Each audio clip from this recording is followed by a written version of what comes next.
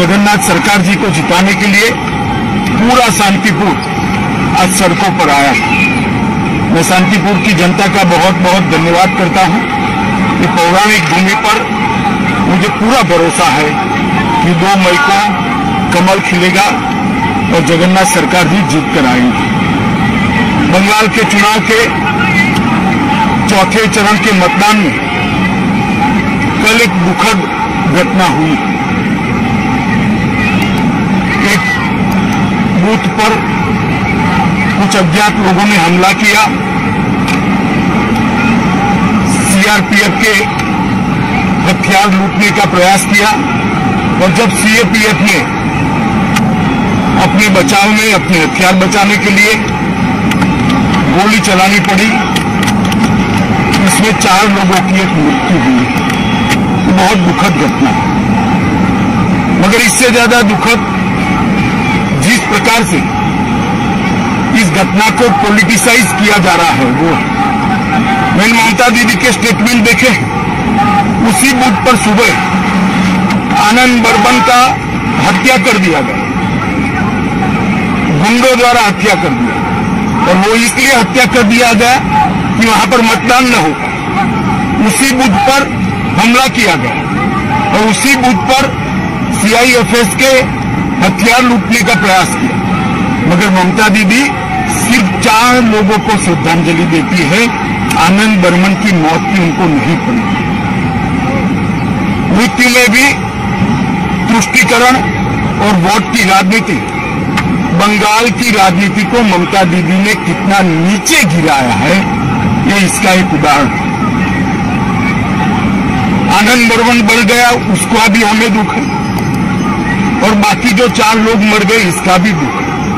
मृत्यु किसी की भी हो वो राजनीति के परे होनी चाहिए, परंतु आनंद बर्मन पर ना एक भी आंसू बहाया, ना एक भी स्टेटमेंट किया, ना आज तक उसके मृत्यु पर श्रद्धांजलि या दुख व्यक्त किया। क्योंकि आनंद बर्मन एक राजवंशी समाज का नवयुवा है, वो उनकी वोट बैंक के लिए अनुकूल नहीं था। इस प्रकार की राजनीति ये बंगाल का परंपरा नहीं है, बंगाल की संस्कृति नहीं है।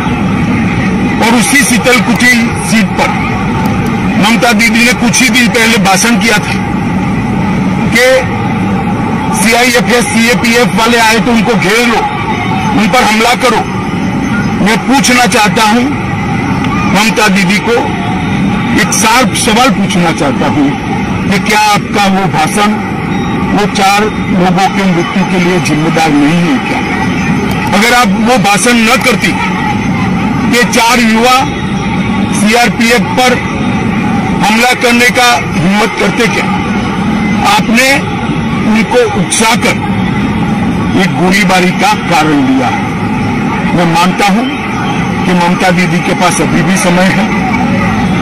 जो 5वां युवा मर गया है उसको भी श्रद्धांजलि दें, उसकी भी बात करें, और बंगाल की जनता को इसके लिए ये जो उन्होंने भाषण किया इसके लिए बंगाल की जनता के समक्ष माफी मांगी। और साथ में मैं बंगाल की जनता को विनती भी करना चाहता हूं, ये एक घटना छोड़कर बाय एंड लार्ज बंगाल का चुनाव शांतिपूर्ण ढंग से हुआ है।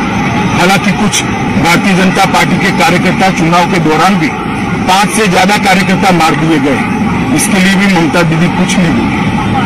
परंतु बंगाल का चुनाव शांतिपूर्ण हो रहा है, वो बंगाल में एक नई शुरुआत।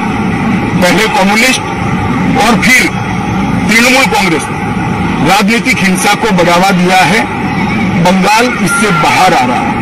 बंगाल की जनता को मेरा करबद्ध निवेदन है, बाकी के 4 चुनाव में भी शांतिपूर्ण ढंग से लोकतंत्र के उत्सव को मनाएं, चुनाव करें, अपनी पसंदीदा प्रत्याशी को जिताएं और बंगाल के अंदर शांतिपूर्ण चुनाव का एक नया इतिहास सर्जने का काम करें। साथ में मैं बंगाल की जनता को ये भी वादा करना चाहता हूं कि 2 मई के बाद जब भारतीय जनता पार्टी की सरकार यहां मोदी जी के नेतृत्व में बनेगी, ये चुनावी हिंसा, राजनीतिक हिंसा हमेशा के लिए बंगाल को छोड़कर चली जाएगी, क्योंकि राजनीति हिंसा करने वाले लोगों को आप निश्चित रूप से परास्त करने वाले हैं।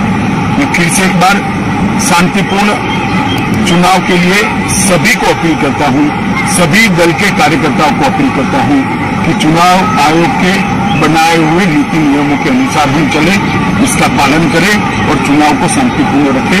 যদি এখনো আমাদের খবরের দর্পণ চ্যানেলটি সাবস্ক্রাইব না করে থাকেন তাহলে এখনই সাবস্ক্রাইব করুন, সঙ্গে বেল বাটনটি ক্লিক করুন আর পেয়ে যান সব খবরের দ্রুত ভিডিও আপডেট।